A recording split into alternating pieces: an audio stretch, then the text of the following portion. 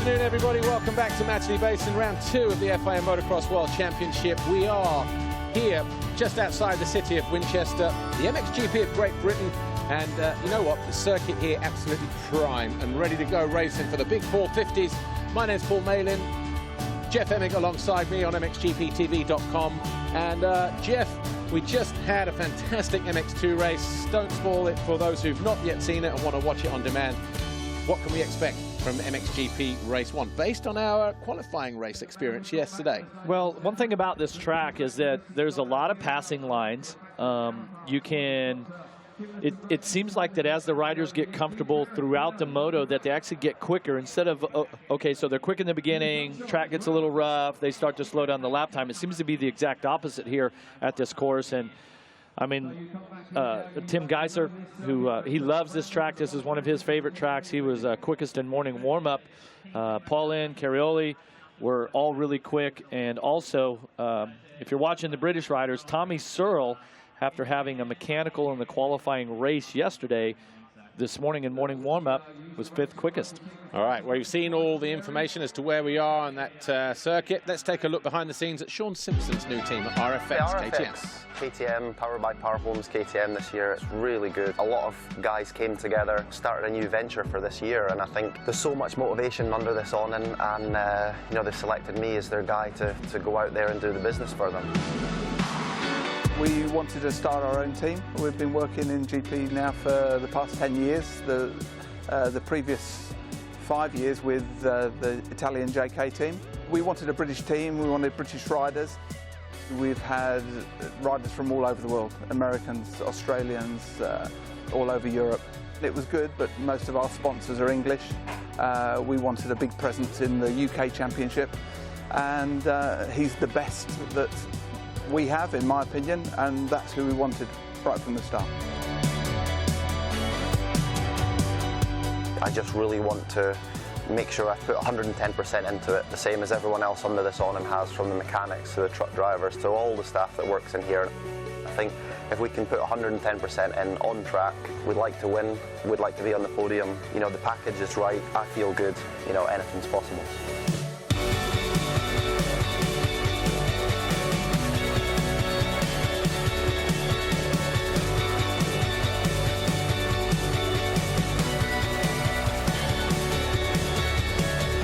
As a rider, I'd say I'm always a big smile going around the paddock, whether I actually feel like that or not. But when I get on track, it's time for business, and you know, I'm always giving 100% from the first lap right to the last lap. Whether it always works out or not, I'll always be there, and pretty consistent old guy. Becoming a father this year has been great.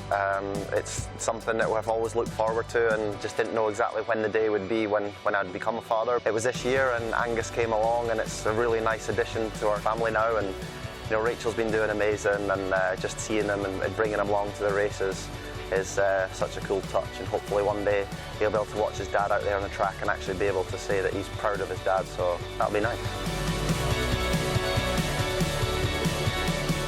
You know, Rachel tries to follow me around as much as she can, tries to be there with Angus coming along now as well. I think it's just the best thing to just be a little unit and just try and travel around together, and I think that's pretty exciting for the wee man. It's also, you know, pretty exciting for us, and I think if nothing phases us, we can come out the weekend actually having got away from motocross throughout the week for a little while. So sometimes as a motocross rider, your brain's just preoccupied about motocross the whole time, so I'm looking forward to this year. The Simpson Army has been something that I've had for a few years now. I think I started it back in 2014. It's just something that I talked to a couple of guys about, and I said, you know, wouldn't it be cool to have something along those lines? And we started it up, and I had quite a following, and you know, it kind of stuck. A lot of people shouting Simpson Army, you know, when they're going through the paddock, and it's a nice thing to have. And yeah, let's continue it. Why not?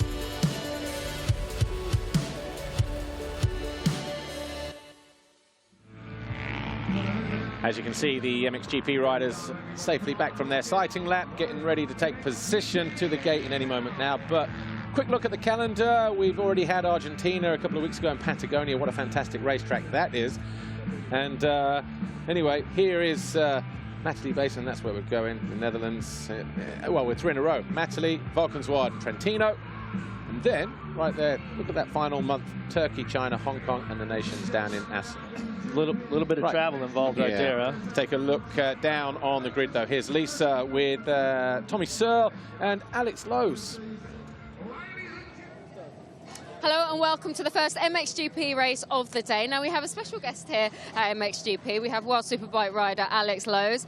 Alex, you're a regular here on the grid, but firstly, let's quickly talk about your championship.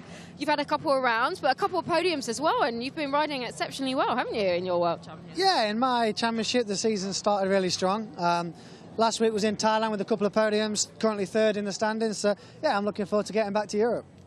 And of course, you have actually raced motocross a few times, haven't you? I mean, you've trained quite a bit of your buddy, Tommy.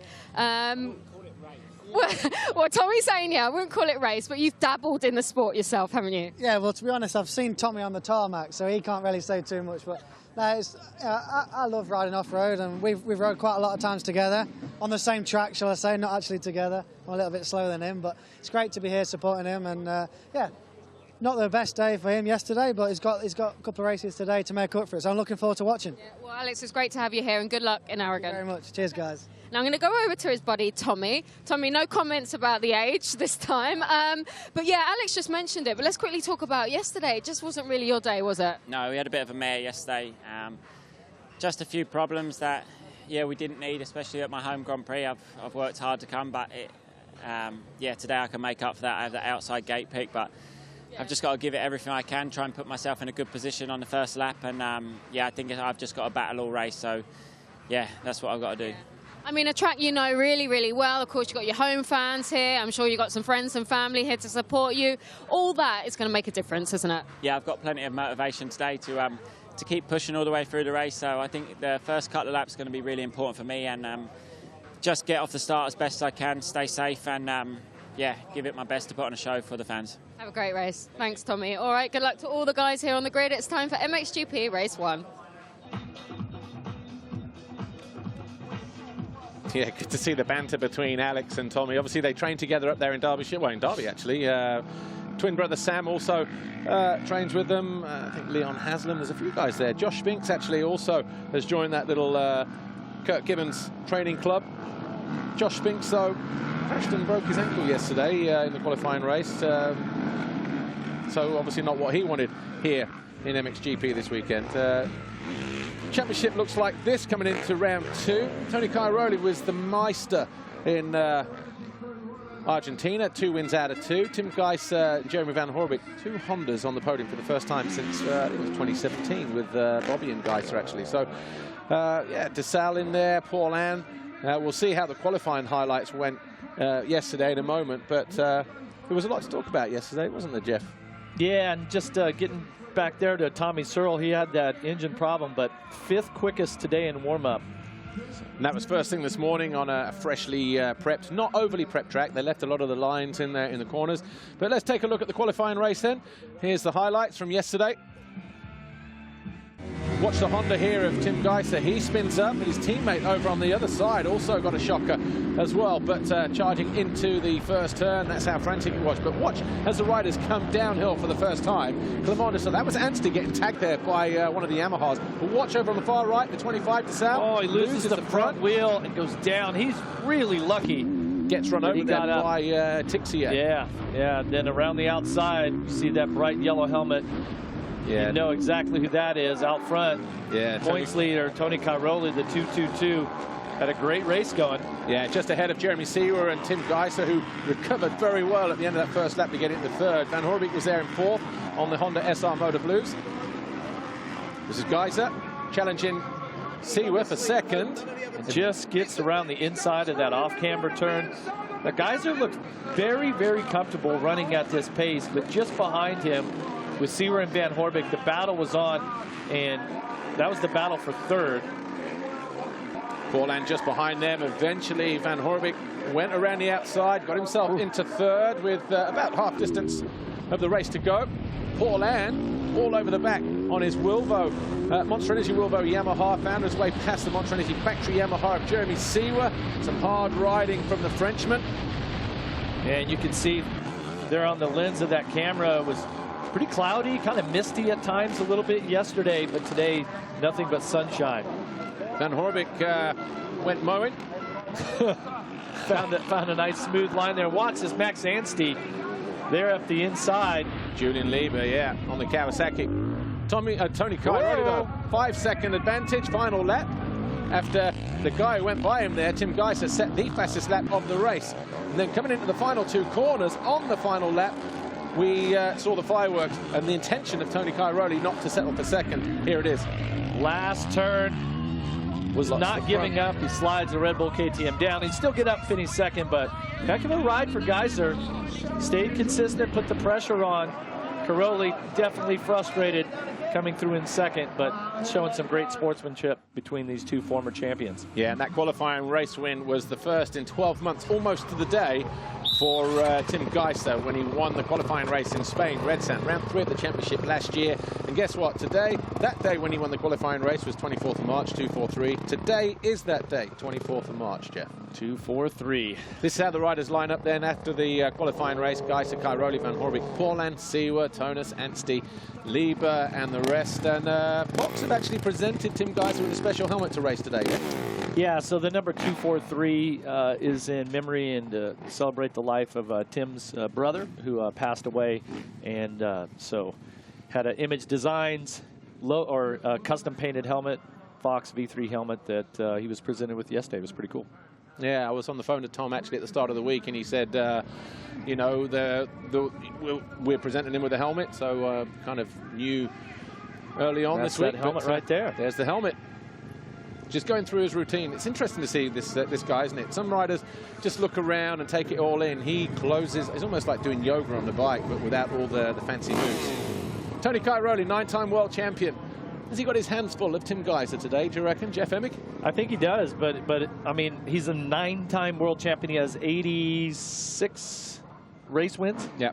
I mean, I don't even know how many motos that would be, but that's 86 overall. He's got a lot of red plates down there at the factory. He's only 15 behind the all-time record of Stefan Everts, the Belgian, who has 101 overall wins. Yeah, between all of the Grand Prix classes, yeah. And the only other rider close to that is Jeffrey Hurlings, 84. Obviously, the number 84 finished on 84 wins last year. And what's interesting also, of course, you know, a decade ago, 2 decades ago, there were 3 World Championship classes, a 125, a 250, and a 500. Then the names kind of switched around, but now we've zeroed in on just 2 classes. So for Cairoli, Hurlings, these guys that are 2nd and 3rd in overall wins, they're doing that with only 2 classes. Everts had 3 classes to work through. Yeah, it was quite a bit different. Yeah. Jeremy Seewer upgraded to full factory status this year. Monster Energy Yamaha had a good qualifying race yesterday. Eventually faded back to 5th though, but had a difficult winter, or certainly run up to the first round with a lung infection. Kept him off the bike until the week before that first round. So he's been on the bike about a month or so now, and quickly making up time. We just saw Alessandro Lupino on the Gavin Van Venrooy Kawasaki. There's Clement Desalle, and he recovered well to pick himself up, Jeff, after that crash in qualifying on the first lap to come home in 14th place, just behind Sean Simpson in 12th on the RFX KTM powered by PAR Homes, and Paul's Jonas. But where were they in the morning warm-up? Clement Desalle normally just circulates. He's happy just to run around there, number 25. Yeah, he was way back in 20th quickest, but like you said, that's just obviously not the type of lap time that he can lay down. Max Anstey. Jonas was 8th, and Anstey was quickest. He was 6th. Quickest here. Just saw Max Anstey there on the grid. There he is, right in front of the KTM banner on the right, just to the right of the box. Right, the Fly Racing 15-second board goes up for MXGP race 1. 30 minutes plus 2 laps here. And there's Lupino, Paulin over on that far side. Anstey, who we saw going in through the first turn yesterday, got a bit of a love tap, wrecked his left fork guard, and that was flapping the entire race. Right, heads down. We're getting ready to go racing here. The gate dropped. Who will grab the first FOX Holeshot? It was Julian Lieber that grabbed both of them in Argentina, but it looks like Tony Cairoli. Will he run too wide? Nah, he's got it all day long. He crosses the first FOX Holeshot. Yeah, and look who's 2nd. Now, yesterday, Tim Gasjer there on that HRC Honda did not get off the gate. They have got it figured out today. 1 and 2 in points, first and second in the qualifier, and here they are once again, first and second off the start in this Moto 1. And Van Hoorbeek right there in third. Then we've got Gautier Paulin and Arno Tonis, the two the Wilbo Yamaha riders there, just behind them in around 5th and 6th position. But Gajser exactly where he wants to be, and this is where he was. Well, he's about 5 seconds behind at this stage on the final lap, wasn't he? Yeah, yesterday in the qualifying race, but this one's going to be a belter. Strap yourselves in, folks. Yeah, this is really it. I mean, both of these riders here that are up front, they know how to win races. They're both really quick here. But you're talking about a 34-year-old Tony Cairoli on that Red Bull KTM, the orange bike. And then Tim Gasjer out of Slovenia is 22 years old, maybe? Yeah, he's not that old, is he? I mean, I think he went up just after he won the title, 22, 23. But anyway, there he is right there in the background. And these two looking to check out immediately as Paulin desperately trying to find his way around Van Hoorbeek, and he had to check up there because he saw Van Hoorbeek just get out of shape, but I think he may have made that pass just in the bottom lens there. So I think Paulin might now be yes, just gets the pass done over in the background. So the Monster Energy Wilbo Yamaha rider, number 21. It amazes me when guys go, I didn't make the best start, but when you're anywhere in the top 3 or 4, that's a good start. Where I came from. Yeah, isn't it crazy sometimes? Yeah, I didn't get that good a start, and you're thinking, really? You were 5th? Yeah, I even say they didn't make a good start when they pull a hole shot side by side along somebody. Watch this here. So Paulin eventually got up the inside of Van Hoorbeek and got on the gas. He had to. Bike ran away from him a little bit at the top of the hill, but he made it through into third. Right, coming towards the end of the first lap, not the first official full lap, because we need to cross the line here twice. You know that roost when you're in those off cambers and you're trying to stay out of it, and you can see right there that close-up shot. So this is really a hard clay dirt, but then it's got that sort of chalky rock in there.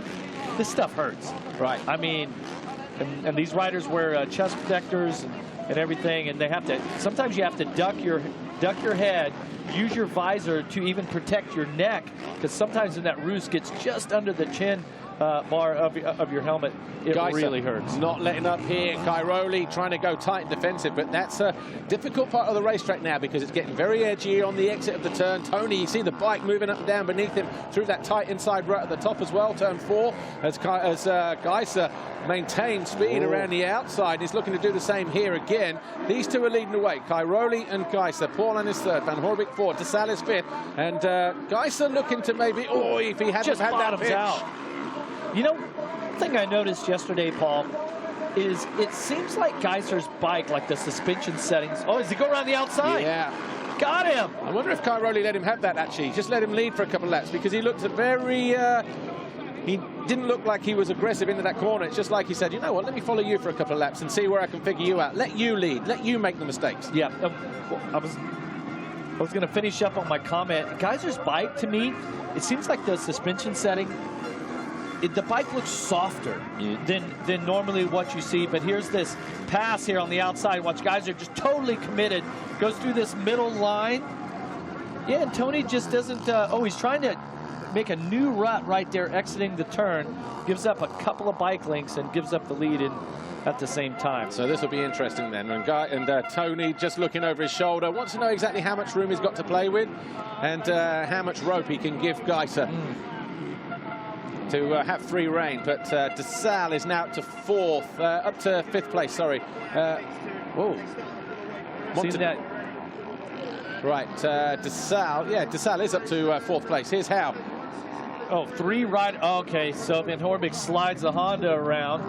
And then Monticelli was in there, and Desalle's going to launch his way past as Monticelli makes a mistake on that standing construct KTM. Just didn't get that KTM through that inside turn like he needed to, and Desalle takes advantage of that. Just goes the wide line, the long line, but triples past him.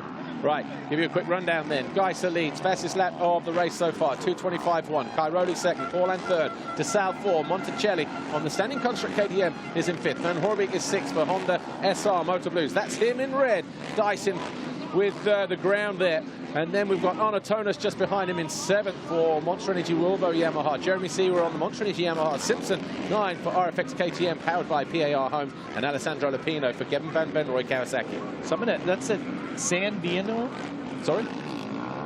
Cairoli's pit board. I'm going to test your Italian again, just like I did in the MX2. I think that's what that said. I don't know Italian, but yeah, I was giving the rundown on the 10. I'm doing my best to not pick up on that Italian. I'm just wondering what sort of motivation, what sort of messages Cairoli's mechanic is giving him there on the pit board. So I'll have to brush up on my Italian before I come back next time. Former world champ, has just been passed by Max Anstey, so the second of the standing construct KTM's then on a charge. Anstey, after a poor start, he's found his way past the Rockstar Energy Husqvarna of Paul's Jonas.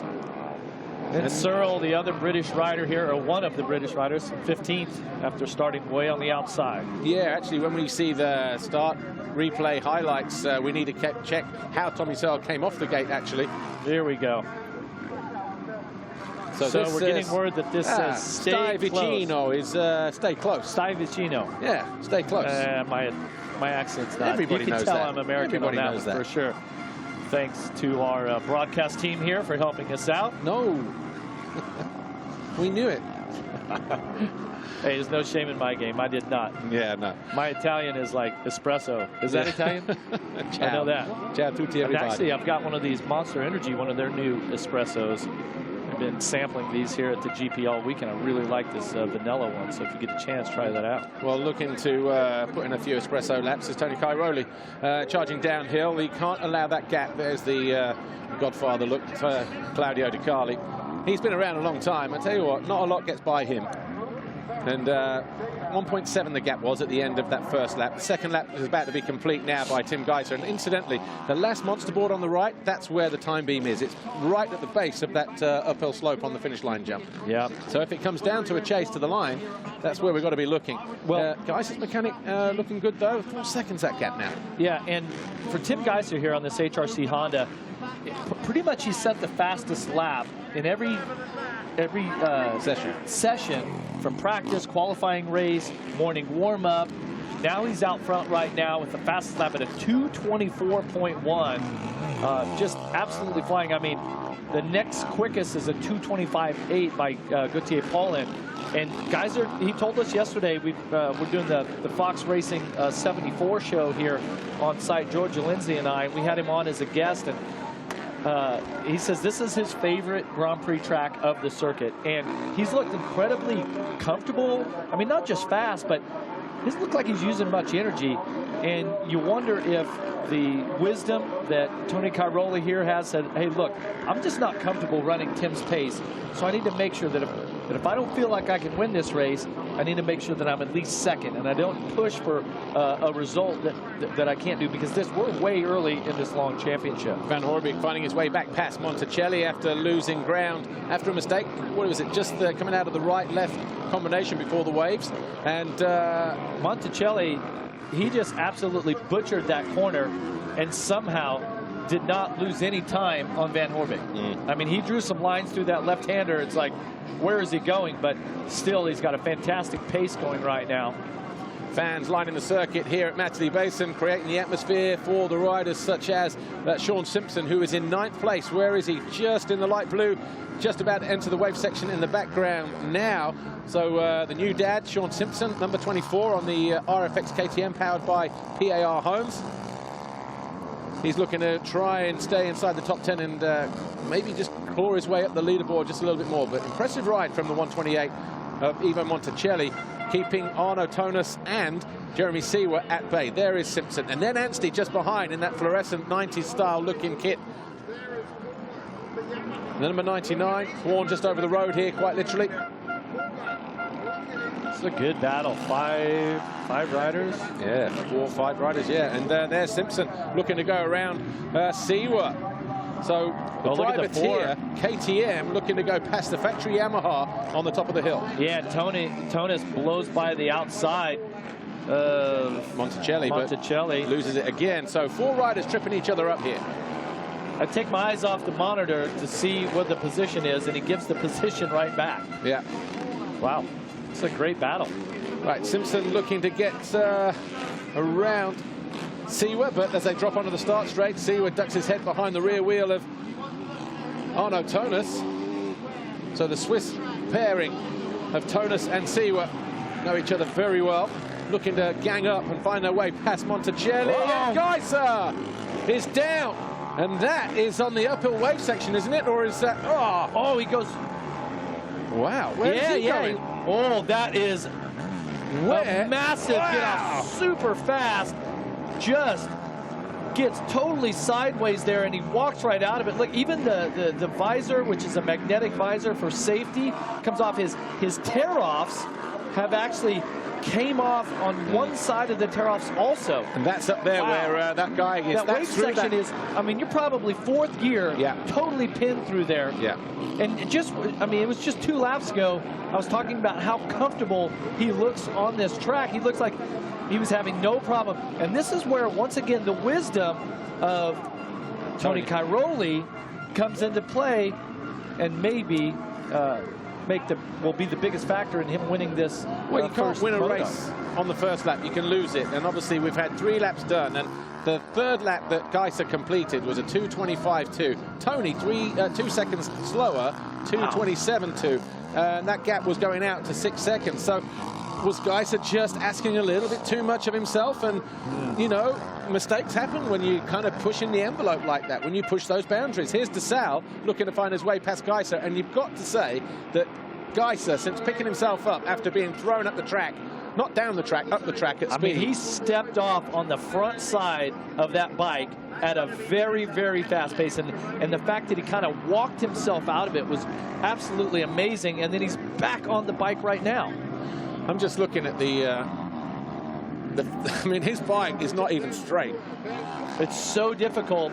I mean, if your bars are tweaked a little bit, your instincts are to pull the bars straight. Right, watch this. Okay, he over-jumped at the bottom of the hill. This is the first long just goes wide. He loses the back end early. Look, and his leg came off before the first wave. Oh. And then he was sat down, compressed the suspension, watch his left knee, knees himself in the face. And he's very lucky not to get hit by the bike there as it was pirouetting in front of him. Just pops back up. Stands up and he says, right, let's just jump on as if nothing's happened. It's insane. Yeah, look at that pack of laminate tear-offs just hanging off his goggles. That's got to be such a distraction. I mean, I feel like he should just reach up there and just pull the whole pack off. He's not going to be able to put him back on, obviously. So, but a lot of people ask about, like, the visor right there. So I wear the same Fox V3. Yeah, he takes it through there a little bit easier. But the Fox V3 helmet, the visor, which is obviously missing on Tim's helmet, is actually held on by magnets. And that's for safety in the event of a crash. If you catch your visor, it'll pop off. In this case, he crashed, and that visor came off. Did you see? I tell you what, that was a nice touch. And this is a good thing about fans of motocross.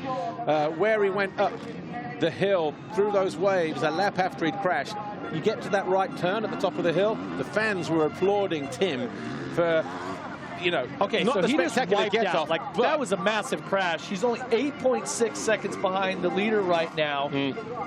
I mean, if he can regroup and kind of get his focus back, it wouldn't be out of the question to think that he could catch Paulin for second. Or, I mean, hey, maybe Tony's due for another fall. He still could win this race even after that massive crash. Yeah, 16 minutes plus 2 to go. Lots of time. And Tony Cairoli, like you say, you win championships because of how smart and calculated you ride. You take the chance, you say, you know what, do I push to win a race, or do I just sit there and go, I'm only going to lose 1 or 2 points here or 2 or 3 points there over the season? You do the maths, maybe it works out, maybe it doesn't, but he chases wins when he knows he can, and Valkenswaard is a place where he knows he can in a week's time, the next round. Good wide shot right here. We're going to zoom in. There he is, the rider in third. Is the front number plate gone? Yeah, it's fell off now. Nice little Suvi for some. Oh, no, it's still swinging up. Now if it's, so there's a tab that attaches to the top of the handlebars. So now that visor, not only does he have missing the visor, his tear-offs are hanging out the side, and the front number plate is basically in his lap, and so that'll be poking him in the chest at times. Just look down to see it. Yeah, and that. Right, let's go to Roger Shenton, Team HRC, because he was looking on just as he's not even taking them off, look, he's just shifting them to the side as let the wind blow them away. But Lisa Leyland is down in the grid with Roger Shenton. There he is. Let's grab his thoughts. Roger Shenton, Tim Gajser got a great start, clearly pushing out there. We saw him come off, he's now back up to third. He's really pushing hard, but it could have been a lot worse. How do you think this will pan out? Yeah, Tim won't give up. He's strong, he's fit, and we have 15 minutes of the race left still to go, plus 2 laps. So he's going to keep trying to the checkered flag, and yeah, hopefully we can get it back up to the top. Okay, good luck to the team. Thank you. Well, there's the gap. Paulin on the Yamaha goes by. Looking at the lap times, last lap around, Gajser with his visor gone, tear-offs flapping on the side of his helmet, which is a massive distraction. Front number plate in his lap, poking him in the chest, still was about a second quicker than the rider in second there, Gautier Paulin. I still can't believe how fast he crashed and that he just picked himself up and he just walked right out of it. Graceful. Well, he's back on fire again now. Here's Max Anstey, number 99, standing construct KTM, going after the Monster Energy Yamaha of Jeremy Seewer. These two fighting over 7th place. The Swiss rider there in blue, holding that position at the moment. Let's give you a quick rundown as these two go through the wave section here. Cairoli leads Paulin by 4.5 seconds. 3rd is Gajser, 4th Desalle, Monster Energy Kawasaki, 5th Van Horbik, 6th Tonus, 7 Seewer, 8 Anstey here, Simpson 9 for RFX KTM powered by PAR Homes. Lupino is in 10th place, Lieber 11, 12 Jasikonis, and then just behind them we have Searle 13, Monticelli 14 now, Coldenhoff 15, Brian Bogus, Tenno Leo, Dean Ferris, and Anton Gold. We just saw a shot there of a woman watching. We're getting word that that's Max Anstey's grandmother, cheering on her grandson, who's had some fantastic races at this course, that's for sure. Well, Anstey heading uphill. Didn't make a good start yesterday, didn't make a great start today in race 1, and obviously the last time, one of the last times that we came here, we cast our mind back 2 years ago to the Motocross of Nations, where he went 1-1, made it look so easy in muddy conditions, Jeff. He's obviously had a difficult year last year with a concussion and 1 or 2 other little injuries, but he did manage to make a podium in Ottaviano. It's just one of those things that motocross is so unpredictable. This is a tough sport, and in this World Championship, the type of conditions that these riders have to go through, the travel around the world. I've never done that type of travel, Paul. Obviously, you have, and you do even just for the broadcast each and every week and every year. But trying to stay healthy, just to not get colds and flus, and then to keep yourself healthy on the bike, to not have any bumps and bruises along the way here. This is a tough championship. Yeah. And Jeremy Van Horbik, he was on our studio show yesterday on MXGP TV. Asked him how the conditions was, and he was just relishing the conditions, looking forward to being out there, and there he is in 5th place at the moment. And Van Horbik 3rd in the championship with a 6.3 at the first round in Argentina 3 weeks ago. Just, what is he, 9 points behind Tim Gasjer in 3rd, and obviously Gajser, that big crash could have been so much worse. That could have been a season-ending crash in terms of the championship itself. But he's still up riding. Max Anstey being supported by literally the home crowd. Yes, he lives in Belgium, but he was born in Winchester, grew up around here. This track wasn't around when he was a kid, though, but that would have been a nice practice track, wouldn't it, as a kid? Yeah. Right, beautiful setting here. I mean, the sun shining. Started to warm up finally. It was really chilly on qualifying yesterday. Tommy down the inside on his bike at DRT Kawasaki. Look how deep that inside rut is as they go into that rhythm section. Just behind the 41 of Paul Jonas. So he's in 13th place at the moment, which from the outside gate after DNF in qualifying yesterday, he already had a lot of work to do just to get into the race in that respect. But Jonas in his rookie season in MXGP, just still learning the 450, still getting the grips with it, fresh after knee surgery that kept him off the bike all winter long. But here's Anstey. Anstey really starting to pressure Seewer now.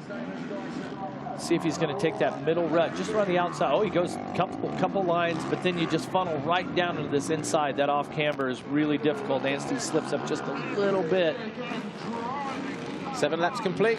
Van Horbik 5, Tonus 6, Seewer 7. Anstey still parked here in 8th place in those fluorescent colors. But Cairoli's lead over Gautier Paulin is 5.1 seconds. Paulin for Monster Energy Wilvo Yamaha. It'd be nice to sort of see him. Here you are going past the crew. That's Seewer. But Paulin, it'd be nice to see him actually on track. We've not seen too much of him on camera. Cairoli and Gajser at the beginning, and then Paulin out on his own in that second place. Kind of odd here, but all the riders in the top 5 from Cairoli, Paulin, Gajser, Desalle, and Van Horbeke, that time around, it basically every one of them were on a 2:27, only separated by a few tenths. Yeah. This deep into the moto, and they all were at the same pace. That's interesting to me. And Gajser was fastest by 4/10 that lap. 0.8 for, this is all 2:27s by the way, 0.8 for Cairoli, 0.5 Paulin, 0.4 Gajser, 0.9 Desalle, 0.8 Van Horbeke, his fastest lap. Here is Gautier Paulin, probably one of the most stylish riders on the MXGP circuit. Tall, rangy Frenchman. He's got style for miles and really uses that range, doesn't he, to get through waves, for instance. Keeps that body working and keeps the back wheel on the ground through those particular parts of the racetrack. But back with Siwa and Anstey as they continue to jostle over 7th place. Well, this is the closest battle on the track, at least inside the top 10 right now. And Anstey has been taking roost from the back of Siwa's bike for 4 laps now, probably, just right there. And every time it looks like Anstey maybe has a run, he's going to get close. Siwa will stretch it back out a little bit. Just as the riders entered that wave section across the way there, Sean Simpson made a bit of a bobble coming out of that notorious right-hander that leads into that left. Lost him a little bit of time and maybe lost the toe on these two a little bit, so he's going to have to work overtime just to get some pace back on. Tommy Searle, meanwhile, is into 11th. He's found his way past Paul Jonas, and he's only, what, 3 or 4 seconds down on AJ. Arminas Jasikonis, so the lead rider on that Rockstar Energy Husky squad, and this is how he did it. Around the outside of Paul Jonas. Just trying to find a smooth line. Oh, and there's a nice little berm there on the outside that when he carried all that speed around, he was able to pivot off. And of course, that becomes a left-hand turn, and so he boxes him out a little bit. Sometimes you find the better lines when you are in traffic. Well, and one thing that I notice about this course specifically is these riders are all over the place. They're on the right side, the left side. When the middle gets rough and rutted, right there, they're moving around, trying to find a smooth line, conserve a little energy, and just carry a little more speed. Antonio Cairoli, 5.6 seconds clear. Goes down below the 2:27 mark. So too does Gautier Paulin. And those two now circulating quicker this time around than their pursuers. So these are their fastest laps of the race. Yeah, at the moment. Yeah, and we're 25 minutes into it. I mean, they would have had. It seems like they're kind of ramping it up. Yeah, they would have gone 25s, 24s at the beginning. In fact, Gajser's fastest lap, 2:24, was set on lap 2. Shortly after that, after completing his 3rd lap, is when he went. Gotcha, yep. Yeah, when he went through the wave section and almost ended his race. Right, here's Tonus. He's in 6th position. He's the 2nd rider in this particular shot here. Number 4 on the Monster Energy Wilvo Yamaha. Chasing Jeremy Van Horbeke, number 89, the Belgian on that Honda SR Motor Blues machine. Sits 3rd in the championship before he comes here. That will go to Paulin as things stay as they are by 3 points. So Cairoli will move to 75. Gajser will be on 64. Paulin on 54. Van Horbeke and Desalle will be tied on 4th with 51. So still a race to go. Here is Desalle. Very lucky to pick himself up after falling in qualifying on the opening lap yesterday. Yeah, that was just straight dirty. I mean, running there, what was it? He was probably running about 6th or 7th off that start, and you go down right in the middle of the track, which is the section where they're just coming to now. But especially when you go down in a rutted section, the riders behind you have a really hard time of moving around you. They're locked into those ruts, those big, deep ruts. This is that section right here. Yeah, he went all the way out to the KTM boards and tried to get across and then fell just in the bottom of the corner there. Look how gnarly that is coming out of that right-hand turn at the bottom. Tony's bike moving around every single lap. He's looking good, though, isn't he? 2 wins in Argentina. He's leading the way here, and Claudio De Carli and Dirk Grubel there just sharing some kind of conversation there, maybe about the track or the line or something, but obviously looking happy, and they've got every reason to be. Oh, exactly. Tony's out front doing what he's done so many times in his career, but he's just a smart rider. He's patient. Obviously, his fitness is incredible, and last year he only won a couple of GPs. Hurling's had just an outstanding year, but what surprises me is that he's just not a specialist in sand or hard pack, whatever. He's such a well-rounded athlete, and he can win on any surface there is.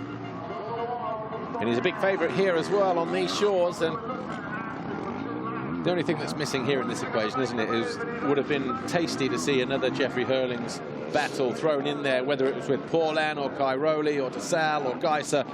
You know, definitely missed at the moment, but got to be in it to win it as well, as they say. And Hurling's sitting it out with a foot injury at the moment. No real date as to when he'll be back on a motorcycle or back training, but we will wait for his return patiently. And you know, I bet it's absolutely killing him, sat there twiddling his thumbs watching this on the TV. Yeah, and unfortunately for Jeffrey Hurlings, I mean, even when he's been the championship favorite, I think there's probably been in his career probably 3 years that he was injured preseason or at the beginning of the championship, and took himself out of that contention. But this year's going to be another one of them. Anstey has finally found his way past Jeremy Stewart. So the standing construct KTM now up into 7th place. So he's the lead Brit in the MXGP Race 1. The gap between him and Tonus, though, around about 7 or 8 seconds. So he has got a lot to do.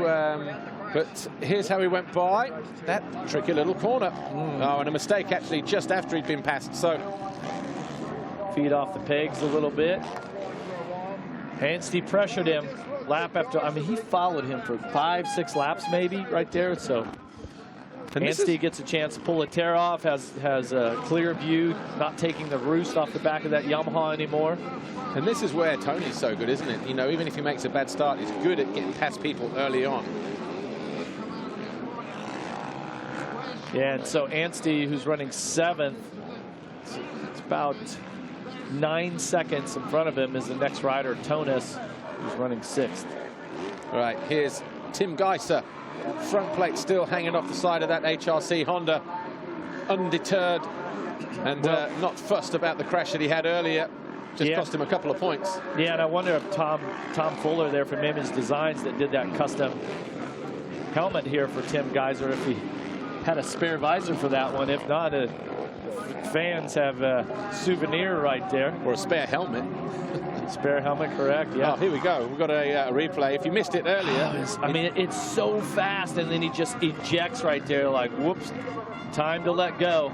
I'm just amazed that he walks right out of it there. And dude is made of rubber. Yeah. The battering that bike took there as it came into land. Yeah, I mean, that's why the handlebar and grip companies, the companies that make the levers and the attachment that the levers goes on, the perches and all that, it's so much better these days. They're so strong. There's a lot of the perches and front brake, master cylinder, they have like Teflon liners, so all that stuff is kind of like a breakaway. It bends, it flexes in the spots that it needs to, and that's why with a massive crash like that, the bike is just cartwheeling, and yet Tim can still go ride that bike. Right, Tony Cairoli, 3 laps to go. Plenty of time on the clock before, as he passes the line for the 11th time. He enters lap 12 now. 6 seconds ahead of Gautier Paulin. Yeah, just managed this situation, hasn't he? Perfectly. Was happy to let Tim take the pace and pull a distance, put the laps down. Maybe that was Gajser's downfall. You know, just trying to go too hard, maybe when he... Yeah, but he just didn't... he looked like he was out front cruising. Yeah. It looked like that pace that he was on was not a big deal. And sometimes you see some riders, you know, you can visually see that they're just like, they're putting out that extra effort. Gajser just looked like he was out there cruising, having a good time with it. But little lapse in concentration, made a little mistake through a fast section, and massive highlight for us there. That massive crash. It might have even been he chose a different line, because up the hill where you see opposite now, the other side of that Gajser banners, you're in the dip there and you see the ruts from the top. So there's about 20 ruts going from left to right on that racetrack, and maybe he just got one line off. Yep. Caught an edge that he's never used before. That upset the back end. His foot came off because it caught the edge of a rut.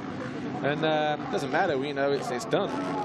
He needs to just get on and move on, and that's exactly what he's done. You know, third place. I know there was plenty of guys that would have just parked their bike after that. Just said, you know what, well, I'm lucky to get away. Can you straighten the bike out, please? Wrench. Yeah. Gautier Paulin up to third in the championship at the moment on that Monster Energy Wilvo Yamaha, the number 21.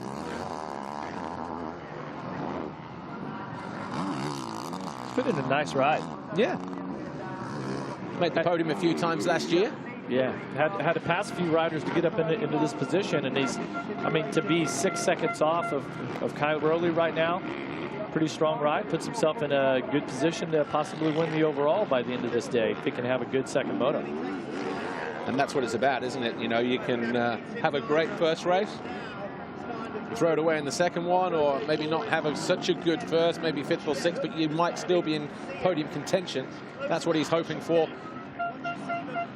And that's smart riding as well from Gautier Paulin. You know, what damage do you do in terms of excelling yourself? Whoa. As Gajser spins up again, hangs off the back of the bike this time.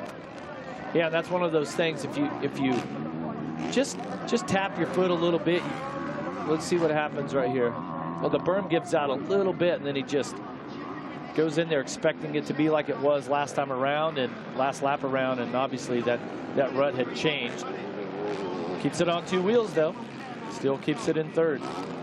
And just going back about the Paulin thing, smart ride from him, just because when you're 6 or 7 seconds down on Tony Cairoli and he's out there controlling it, it's a big effort to go 1 second a lap quicker over 6 laps, 7 laps. I mean, that's over half the race at this stage.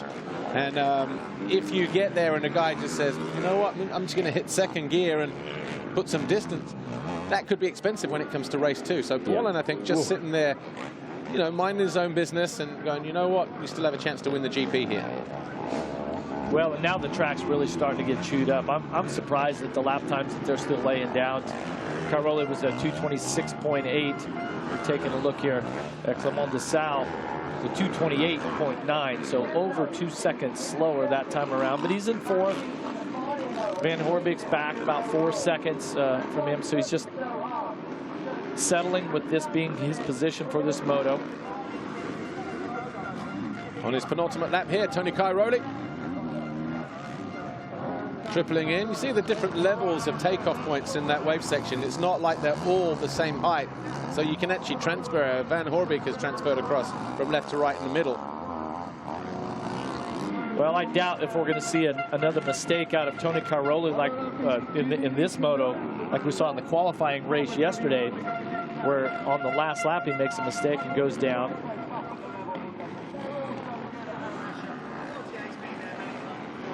Place has been fairly good to him in the past, hasn't it? Obviously, he won his 2014 championship here. So we'll take a look once again, or not once again, but Gajser makes another mistake, feet off. Well, just one of those races for him, right? It's just. But his head's still down, the throttle is still down, he's still got it pinned.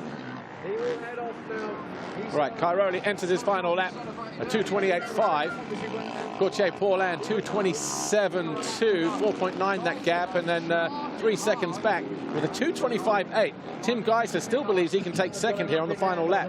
Well, he was almost 2 seconds quicker than Paulin, and he's about 3 seconds behind him right now. So the 21 of Gautier Paulin, he has no room to breathe right now. He cannot make any mistakes. Here's Samuele Bernardini up in MXGP for the first year and languishing down, so he's obviously had some kind of problems on the during the race. And then Cairoli, 33rd place for Bernardini. Doesn't look happy at the moment, just cruising around. Maybe just getting some track time in, I don't know. Did you see the line that's at the bottom of that right-hander? Yeah. Looked a little too far inside. It was tight. Maybe it's the angle. Maybe it's the angle. Let's have a look at that again. Bottom of the hill. Bottom of the. Was it economical with the race line? Yeah, that's. Here's Paulin though. In the meantime.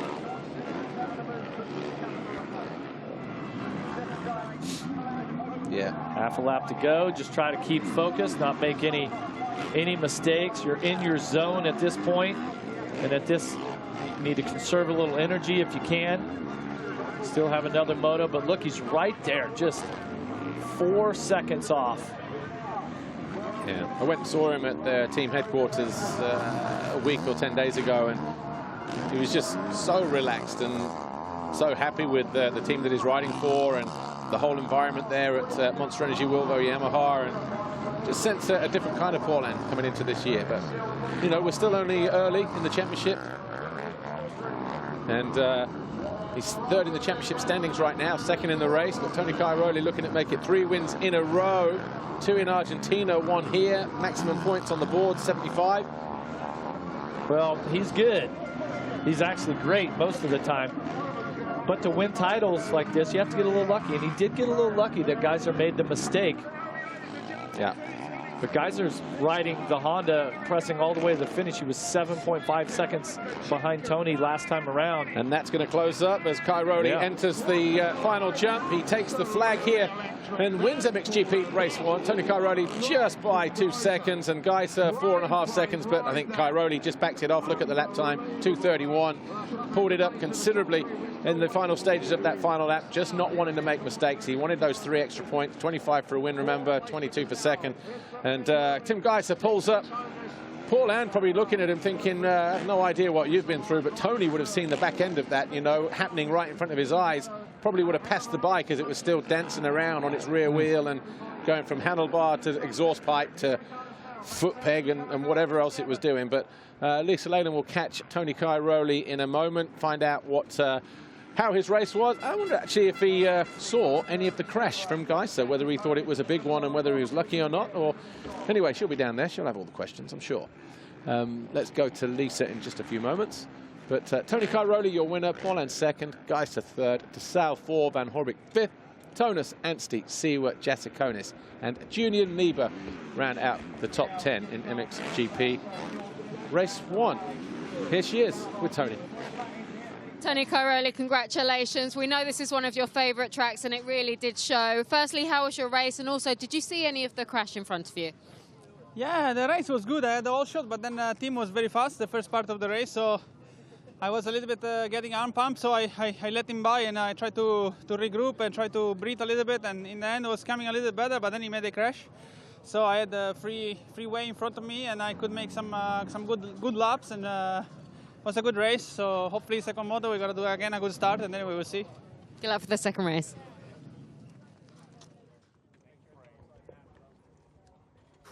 Tony Cairoli wins race 1 in MXGP here at the MXGP of Great Britain. Matterley Basin, one of his favourite circuits, but the arm pump creeping into his game there, Jeff Emmett. Yeah, but that's the confidence that comes from winning 86 times, from having 9 world championships. To your credit is that, okay, so if he had to give up the moto win, he was comfortable with that. Need to back it off a little bit. And then in turn, he gets a little bit lucky and ends up winning this Moto 1. Right, official confirmation then coming up from MXGP Race 1. Of course, Tony Cairoli, your winner for Red Bull KTM, Gautier Paulin, Monster Energy Wilvo Yamaha. Tim Gajser, HRC, Desalle, Monster Energy Kawasaki. Honda SR Motor Blues, Van Horbik was 5th. Tonus 6th, Anstey 7 for standing construct. Jeremy Siwa 8th. 9th for Jasikonis on the Rockstar Energy Husqvarna, and Julian Lieber was 10. Searles, Bike It DRT Kawasaki was 11. Glenn Koldenoff was 12. 13, the A1M Husqvarna of Tano Leo. Pauls Jonas, 14. Dean Ferris, 15. Simpson faded down to 16th in the end, so maybe 1 or 2 mistakes crept into his game in the latter stages of the race on the RFX KTM by PAR Homes. Anton Gold, Jordi Tixier, Harry Koulas, and Petar Petrov rounding out the top 20. Goes all quiet outside for now. Before we disappear, let's go take a look at the highlights from MXGP Race 1. The gate dropped. Tony Cairoli was fastest to react. It was he who pulled the FOX Holeshot, his first of the season in MXGP. A couple of riders, Tommy Searle went off on the bank there, so that's why he was a long way back. Yeah, and he had that bad gate position after the DNF in the qualifying race. Right off the bat, Cairoli and Gajser. He had Tonis up there. And Paulin getting into third quickly as he found a way past Jeremy Van Horbik to get into third place. Desalle was around fifth at that point in the race. But watch this pass here. This is for the lead. Tim Gasjer around the outside on the HRC Honda. Van Horbik lost 2 positions there, one to Monticelli and the other one to Desalle, but he would respond to get back to 5th. Monticelli did his best to hang off. Well, talk about hanging off. Tim Gasjer, big crash.